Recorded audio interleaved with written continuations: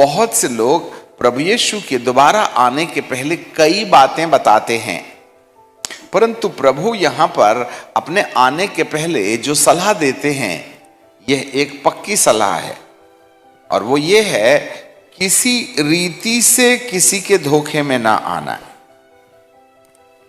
किसी रीति से किसी के धोखे में ना आना। वह दिन नहीं आएगा, अर्थात प्रभु यीशु मसीह के दोबारा आने का दिन नहीं आएगा जब तक कि धर्म का त्याग ना हो ले। यहां धर्म की वास्तविकता धार्मिकता से, इंग्लिश बाइबल में देखो तो वहां रिलीजन नहीं है, राइचियसनेस है, धार्मिकता का त्याग है। जब कलीसिया के अंदर धार्मिकता का बहिष्कार होने लगे, तब मान के रखना कि प्रभु यीशु के आने का संकेत पूरे होने लगे हैं, और धार्मिकता के त्याग किए जाने के परिणाम स्वरूप पाप के पुरुष के उदय होने के लक्षण दिखाई देते हैं। धर्म का त्याग ना हो ले और वह पाप का पुरुष अर्थात विनाश का पुत्र प्रकट ना हो। विनाश के पुत्र के प्रकट होने का ये आखिरी प्रमाण है, जिसको कलयुग कहते हैं इनकी भाषा में। फिर सतयुग की शुरुआत होगी। यहां पर बाइबल हमें कहती है विनाश का पुत्र। अब जो अध्याय आपने प्रकाशित वाक्य के 13वें अध्याय में पढ़ा वो यही युग है।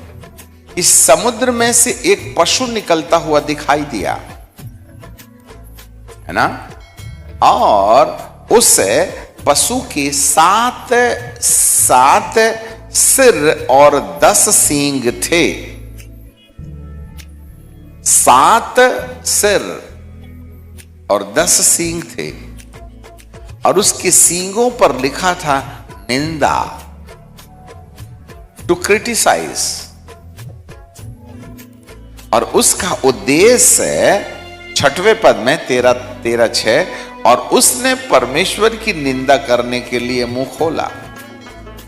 आज से 5-7 साल पहले कोई कितना भी पापी हो वह किसी भी धर्म के विषय में लांछन नहीं करता था। किसी भी धर्म के विषय में, किसी भी ईश्वर और इष्ट के विषय में बोलना मनुष्य महापाप समझता था। परंतु अब सब कुछ खुलेआम ईश्वर की निंदा के शब्द कहे जा रहे हैं।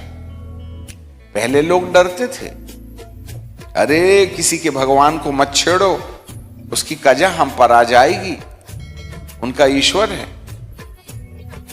फिर जो भी होगा, बच्चे खेलते खेलते एक छोटी सी लकड़ी गाड़ दें और उसमें रंग बिरंगा कुछ तो भी लगा दें तो उसको कोई नहीं उखाड़ता है। परंतु यहां पर बाइबल का परमेश्वर कहता है कि उसको ईश्वर के विरुद्ध मुंह खोलने और उसके नाम और उसके तंबू और स्वर्ग के रहने वालों की निंदा करे, और उसे अधिकार दिया गया कि वह पवित्र लोगों से लड़े, उद्धार पाए लोगों से लड़े और उन पर जय प्राप्त करे, और उसे हर कुल और लोग और भाषा और जाति पर अधिकार दिया गया। अब मेरा अपना सवाल ये है प्रभु जी से कि हे प्रभु, आपने ये अधिकार क्यों दिया? तो प्रभु कहेंगे मैंने नहीं दिया, तुमने कमाया है। क्यों? क्योंकि मेरे दोबारा आने और मेरे लोगों को अपने पास इकट्ठा करने के वक्त के पहले एक लक्षण प्रभु देते हैं, और वो ये है अंत के दिनों में धार्मिकता का त्याग होने लगेगा।